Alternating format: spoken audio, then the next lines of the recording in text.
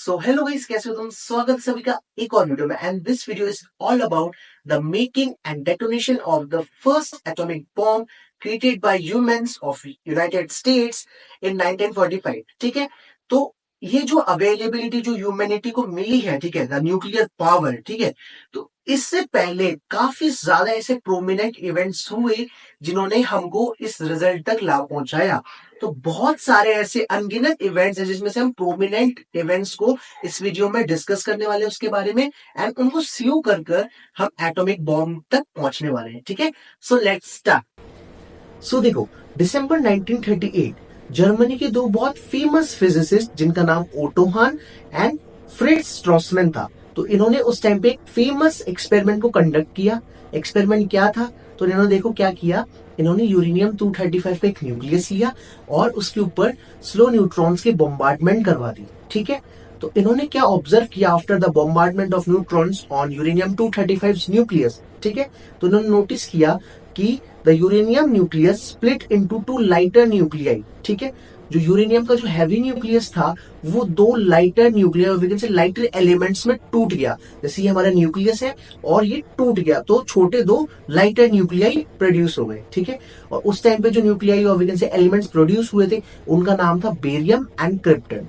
उनको यही पता चला, ठीक है, कि बेरियम और क्रिप्टन बने जब हमने स्लो न्यूट्रॉन्स का बॉम्बार्डमेंट करवाया यूरेनियम के न्यूक्लियस में। ठीक है, अब इन्होंने क्या किया, अपनी सारी ऑब्जर्वेशंस और रिजल्ट्स को एक मेल के थ्रू, इनकी एक कलीग थी लीसा माइटनर, जो कि उस टाइम पे जर्मनी को छोड़ के जा चुकी थी क्योंकि वो एक ज्यूइश वुमेन थी और उस टाइम पे हिटलर उनको काफी ज्यादा पनिश कर रहा था, उनका मर्डर कर रहा था। ठीक है, तो लीसा माइटनर को जब उन्होंने ये चीजें भेजी, उनकी कैलकुलेशंस भेजी, तो लीसा माइटनर और उनका एक नेफ्यू जिसका नाम था ओटो फ्रिश, ठीक है, ओटो फ्रिश, तो इन दोनों ने मिलकर इस पूरी जो ऑब्जर्वेशंस थी इनकी थ्योरिकल एनालिसिस की, कैलकुलेशंस करी, तो उन्होंने पता लगाया कि ये इसको एक टर्म दिया। ठीक है, इस पूरी प्रोसीजर को, वी कैन से एक्सपेरिमेंट को एक टर्म दिया। जब भी हमारे न्यूट्रॉन्स को यूरेनियम पे बॉम्बार्ड करवाएंगे तो इसको बोलेंगे न्यूक्लियर फिजन। ठीक है, और इन्होंने इसके ऊपर पूरी थ्योरेटिकल एनालिसिस दी कि इससे हमारी एनर्जी, और we can say large amount of energy produce होती है। और इन्होंने एक चीज और पता करी जो कि ओटो हान और स्ट्रॉसमैन को नहीं पता था। इन्होंने क्या पता लगाया कि along with the production of lighter nuclei 3 extra neutrons भी प्रोड्यूस होते हैं। ठीक है, मतलब 3 एक्स्ट्रा न्यूट्रॉन्स भी प्रोड्यूस हो रहे हैं। जैसे फॉर एग्जांपल ये हमारा यूरेनियम न्यूक्लियस है and this is our neutron, तो ये बॉम्बार्ड किया इसके ऊपर, तो बेरियम बना, क्रिप्टन बना और अलोंग विथ 3 एक्स्ट्रा न्यूट्रॉन्स। अभी 3 जो एक्स्ट्रा न्यूट्रॉन्स बने ये भी निकल गए और एक बहुत अमाउंट ऑफ ह्यूज एनर्जी उससे रिलीज होती है। ठीक है, तो ये था हमारा discovery of nuclear fission by Otto Hahn and Fritz स्ट्रासमैन।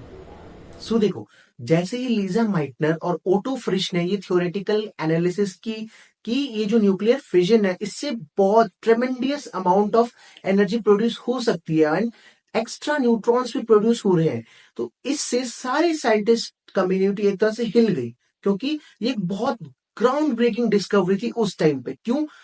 बहुत इजी स्टेटमेंट ही लग सकता है, काफी हल्का ही स्टेटमेंट लग सकता है, पर एज ए साइंटिस्ट उस टाइम के जो साइंटिस्ट थे उनके लिए ये पैरों तले जमीन हिल जाना वाली बात हो जाती है। क्यों? क्योंकि इससे उनको एक आइडिया लगा कि इतनी अमाउंट ऑफ एनर्जी अगर हम अनलीश करेंगे तो इससे कुछ डेडली क्या बनाया जा सकता है। देखो, जैसे ही हमने न्यूट्रॉन्स की बॉम्बार्डिंग यूरेनियम पे करी तो 2 लाइटर न्यूक्लियाई हमने बनाए थे। ठीक है, तो अगर उन लाइटर न्यूक्लियाई को हम निकाल दें, ठीक है, बेरियम और क्रिप्टन को निकाल दें, अब वो जो 3 एक्स्ट्रा न्यूट्रॉन बचे हैं तो वो यूरेनियम का जो पूरा फिजनेबल मटेरियल है तो वो एक चेन रिएक्शन वहां से ट्रिगर कर सकता है। जस्ट एग्जाम्पल, देखो, एक न्यूट्रॉन से एक यूरेनियम एटम फिजन करता है, ठीक है, और 3 एक्स्ट्रा न्यूट्रॉन उस फिजन से बनते हैं। अब वो जो 3 न्यूट्रॉन्स थे वो भी तो आगे जाएंगे, उनकी भी वेलोसिटी काफी हाई होगी, तो वो और यूरेनियम एटम्स को फिजन करवाएंगे। ठीक है, तो उससे और 3 न्यूट्रॉन्स निकलेंगे। Each uranium atom will yield 3 extra neutrons. तो तुम आइडिया लगा लो, हर एक एटम यूरेनियम का 3 न्यूट्रॉन्स एक्स्ट्रा निकाल रहा है, तो इससे एक बहुत बड़ी चेन रिएक्शन शुरू हो सकती है जो कि कभी खत्म ही नहीं होगी। तो कि ये जो न्यूक्लियर चेन रिएक्शन है जो बिल्कुल भी बंद नहीं होने वाली है जब तक हमारा फिजनेबल मटेरियल और यूरेनियम खत्म नहीं हो रहा। तो इस पूरी प्रोसीजर ने, इस पूरी प्रोसेस ने साइंटिस्ट कम्युनिटी में डर का माहौल बना दिया। क्यों? क्योंकि उस टाइम के जो नाजीज थे, जो हमारे जर्मन्स थे, वो इंजीनियरिंग में यूएस से बहुत आगे थे। तो साइंटिस्ट के अंदर एक डर बैठ गया कि नाजीज इस एटॉमिक पावर को यूएस के अगेंस्ट यूज ना कर ले। तो उन्होंने एक कमिटी फॉर्म करी जिसके जो प्रोमिनेंट लीडर्स थे वो थे हमारे लियो सिलार्ड एंड यूजिन विग्नर। ये दो बहुत फेमस फिजिसिस्ट थे उस टाइम के। तो इन्होंने क्या किया, एक लेटर लिखा, किसको लिखा? प्रेसिडेंट रूजवेल्ट को, जो यूएस के उस टाइम के प्रेसिडेंट थे। ठीक है, तो उसमें उन्होंने क्या वार्निंग इशू करी कि क्या टेक्निकली एक एटॉमिक बॉम्ब बनाना फिजिबल है या नहीं, इसके ऊपर आप एक रिसर्च प्रोग्राम शुरू कीजिए, डेवलपमेंट शुरू कीजिए इसके ऊपर।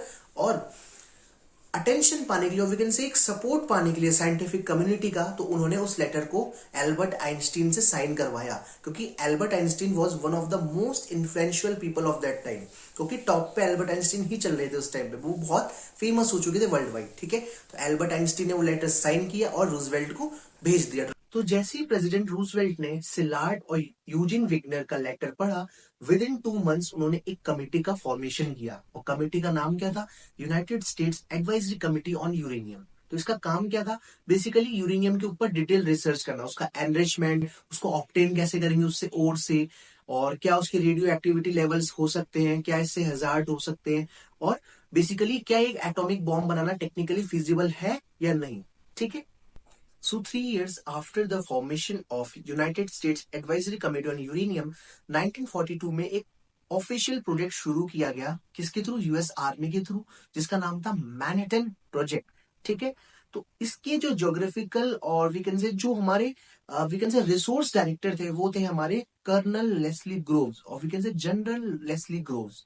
ठीक है, तो इनको इस पूरे प्रोजेक्ट की कस्टडी दी गई, किसके थ्रू? यूएस आर्मी के थ्रू और वी कैन से गवर्नमेंट के थ्रू। ठीक है, प्रेसिडेंट रूजवेल्ट ने इनको डायरेक्टर बनाया और फिर इनको एक साइंटिफिक डायरेक्टर की नीड थी, तो इन्होंने अपॉइंट किया रॉबर्ट ओपनहाइमर को। ठीक है, जो उस टाइम के बहुत इन्फ्लुएंशियल साइंटिस्ट में से एक थे। ठीक है, इनको फादर ऑफ एटॉमिक बॉम्ब भी कहा जाता है, जे रॉबर्ट ओपनहाइमर। ठीक है, तो अब 1942 में मैनहट्टन प्रोजेक्ट को ऑफिशियली कमीशन किया गया और उन्होंने स्टार्ट कर दिया एटॉमिक प्रोजेक्ट पे काम करना। तो जैसे ही रॉबर्ट ओपनहाइमर जब इस मैनहट्टन प्रोजेक्ट के डायरेक्टर बने, तो उन्होंने हांस बेथ को थियोरेटिकल डिवीजन का डायरेक्टर बना दिया। ठीक है, और एडवर्ड टेलर को क्रिटिकल कैलकुलेशंस का काम दिया गया कि लाइक जब हम एटॉमिक बॉम्ब को डेटोनेट करेंगे तो कितने रेडियस में उसका इफेक्ट रहेगा, कितने लोग लगभग मारे जाएंगे। हाँ, इन्होंने इसका भी कैलकुलेशन किया था। एंड कितना रेडिएशन इससे एमिट होगा और हमें कितना सेफ डिस्टेंस मेंटेन करना पड़ेगा ताकि हम रेडिएशन की चपेट में ना आए, उससे बचे रहें। ठीक है, तो अब एडवर्ड टेलर अपनी कैलकुलेशंस में लग गए और बहुत सारे साइंटिस्ट हैं जिन्होंने इसमें रोल निभाया अपना, जैसे हमारे इसीडोर राबी, नील्स बोर भी थे इसमें। मतलब एक तरह से कहते हैं ना अंडर कवर, तो इतना ऑफिशियल उनका नाम नहीं था, पर हाँ, नील्स बोर का भी इसमें रोल था। नील्स बोर, इसीडोर राबी, लॉमेनिड्स एंड बहुत सारे, यूजिन विग्नर, लियो सिलार्ड, ये सब ओपनहाइमर के कलीग्स थे। तो इन सब ने मिलकर इस मैनहट्टन प्रोजेक्ट को अच्छे से चलाया। और फिर देखो अब हुआ क्या, जब एडवर्ड टेलर, हांस बेथ और ये सब आपस में डिस्कशन कर रहे थे, तो 2 डिजाइन आई कि एटॉमिक बॉम्ब को कैसे डेटोनेट करेंगे। तो फर्स्ट डिजाइन थी हमारी गन टाइप डिजाइन। ठीक है, गन टाइप डिजाइन में क्या होता था, जस्ट इमेजिन एक पैकमैन गेम आता था, याद करो, तो उसमें उसका लाइक एक ओपन माउथ होता, लाइक सी, ऐसा कुछ। ठीक है, तो ये एक फिजनेबल कोर, मतलब फिजनेबल कोर है, इसमें यूरेनियम भरा हुआ है और ये इतना सा ओपन है।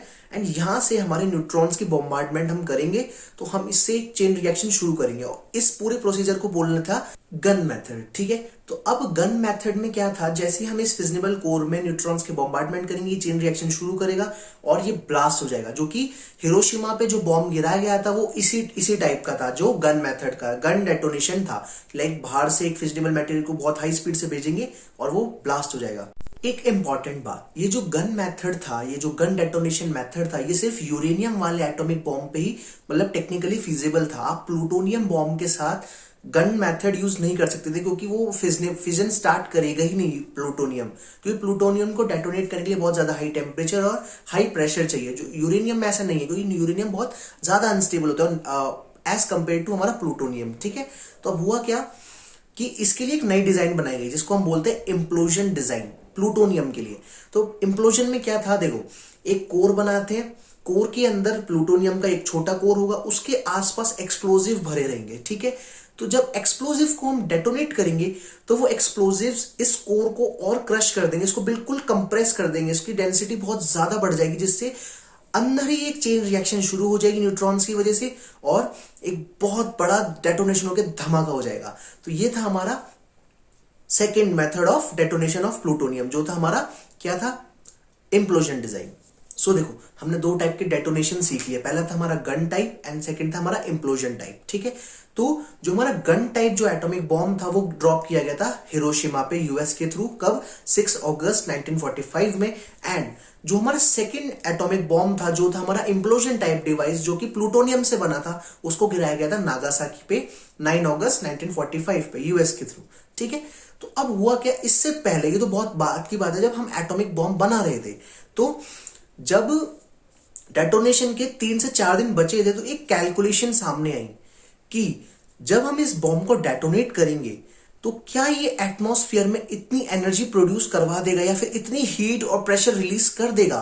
अब सोचना, एटमॉस्फेयर लेवल पे हम यह बात करें तो बहुत बड़ा वास्ट लेवल, ह्यूज लेवल पे हम जा चुके हैं। ठीक है, तो कैलकुलेशंस ये लगाई गई, हांस बेथ ने कैलकुलेशन लगाई कि ये जो एनर्जी रिलीज होगी, ये जो एक huge amount of energy release होगी एनवायरमेंट में, एटमॉस्फेयर में, तो क्या ये जो एनर्जी है ये एटम्स को फ्यूज करवा सकती है एनवायरमेंट में जो प्रेजेंट है हमारे, जैसे हमारे नाइट्रोजन, हाइड्रोजन और ऑक्सीजन, जितने भी हमारे एटम्स है, क्या उनको फ्यूज करवा देगी। जस्ट एग्जांपल, यहां पर एक्सप्लोजन हुआ, ठीक है, तो इस पर्टिकुलर एरिया का जो टेम्परेचर और प्रेशर होगा वो बहुत ज्यादा होगा, लाइक बहुत 10 की पावर में समथिंग चला जाएगा, 10 की पावर 3, 10 की पावर 4।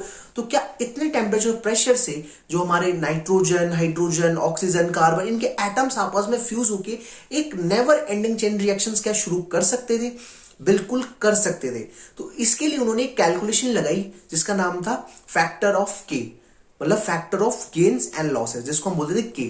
अगर के 1 से ज्यादा है तो ऑब्वियसली ये चेन रिएक्शन कभी खत्म नहीं होती, और अगर के 1 से कम होती तो रिएक्शन होती ही नहीं, और अगर 1 के बराबर होती तो वो जो रिएक्शन थी वो एक लिमिटेड अमाउंट में ही खत्म हो जाती। बट इसकी जो थ्योरेटिकल पॉसिबिलिटी थी वो तो बहुत ज्यादा थी, पर प्रैक्टिकली बिल्कुल जीरो चली गई और हुआ ही नहीं, एटॉम में एटमॉस्फेरिक इग्निशन नहीं हुआ।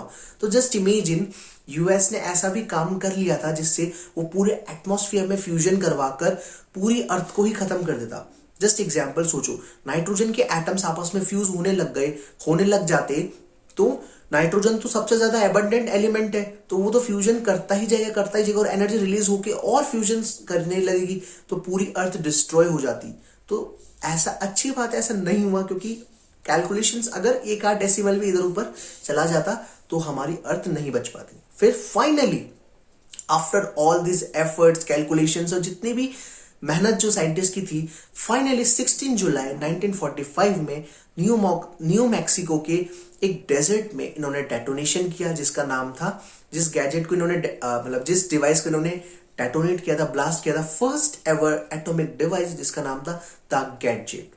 और ये बेसिकली प्लूटोनियम टाइप का डिवाइस था जिसमें इंप्लोजन डिजाइन था, जो कि अंदर के कोर को बाहर एक्सप्लोजिव से ब्लास्ट कर उसको कंप्रेस कर चेन रिएक्शन शुरू करनी थी, जिसका नाम था द ट्रिनिटी। तो आई होप तुमको समझ में आया होगा एंड मजा आया होगा, एंड कुछ अगर सजेशंस तुमको देने हैं तो प्लीज तुम कमेंट कर सकते हो, और ऐसे कंटेंट आगे आते रहेंगे। सब्सक्राइब फॉर मोर, और इंस्टाग्राम पे देखो तो फॉलो कर लो। Thanks for watching.